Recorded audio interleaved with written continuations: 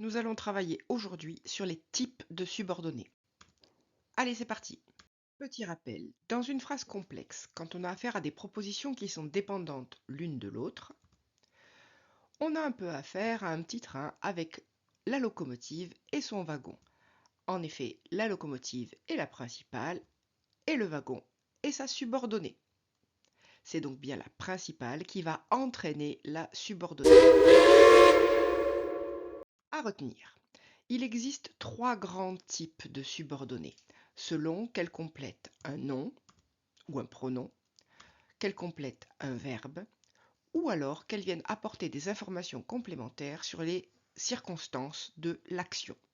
Premier cas. Nous allons d'abord nous intéresser à celles qui complètent des noms ou des pronoms. Elles sont appelées des relatives. Elles sont introduites par un pronom relatif du style qui, que, dont et où. Elles sont toujours placées à côté du nom qu'elles complètent, qui est appelé l'antécédent, et elles ne sont donc pas déplaçables. Prenons un exemple. Dans la phrase « Il en sortit quelques femmes qui se retirèrent aussitôt », nous observons deux verbes conjugués sortir et retirèrent, donc deux propositions de il jusqu'à femme et de qui jusqu'à aussitôt, et nous observons que la seconde proposition, qui est introduite par le pronom relatif qui, vient apporter en fait un complément d'information sur un groupe nominal, quelques femmes. Il est donc lié à celui-ci. Nous pouvons observer donc que cette proposition subordonnée relative, qui se retirèrent aussitôt, est placée à côté de nom antécédent, quelques femmes, que à la limite nous pouvons le supprimer. On peut tout à fait dire il en sortit quelques femmes. Par contre, il n'est pas possible de la déplacer. Il n'est pas possible de dire qui se retirèrent aussitôt, il en sortit quelques femmes. Deuxième cas de figure. Les propositions subordonnées qui complètent des verbes. Elles sont appelées des complétives. Elles sont introduites par des conjonctions de subordination. Elles sont à côté du verbe qu'elles complètent et elles ne sont ni déplaçables ni supprimables. On distingue dans ces complétives deux catégories. Tout d'abord, les complétives conjonctives, c'est-à-dire toutes les subordonnées complétives qui complètent n'importe quel verbe, comme par exemple « je veux que tu viennes ». On distingue ensuite une seconde catégorie qui reprend les questions mais à la forme indirecte. Il s'agit donc de complétives qui complètent uniquement des verbes d'interrogation ou de connaissance, sur la forme « je demande si tu viens ». Prenons un premier exemple dans Manon Lescaut. Nous avons ici deux propositions, la première de elle jusqu'à religieuse et la seconde incluse dans la première de qu'elle, donc jusqu'à religieuse. La seconde proposition est introduite par la conjonction de subordination que, qui est liée à répondit. Qu'elle y était envoyée par ses parents pour être religieuse, en fait, constitue le COD du verbe répondit. Nous pouvons observer que cette proposition subordonnée complétive conjonctive n'est bien pas déplaçable. On ne pourrait pas dire qu'elle y était envoyée par ses parents pour être religieuse, elle me répondit.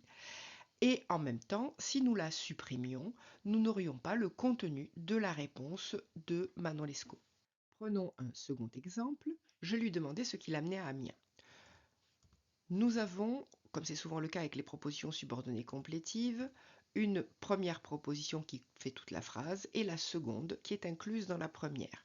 Cette seconde proposition, ce qui l'amenait à Amiens, ouverte par le mot subordonnant ce qui, constitue en réalité le COD du verbe demander. Nous parlons ici d'interrogative indirecte car le verbe introducteur dans la principale, demander, est un verbe d'interrogation. De la même manière que dans l'exemple précédent, ce qui l'a amené à Amiens n'est pas déplaçable. Nous ne pourrions pas dire ce qui l'a amené à Amiens, je lui demandais, et n'est pas supprimable parce que je lui demandais tout seul n'a pas de sens.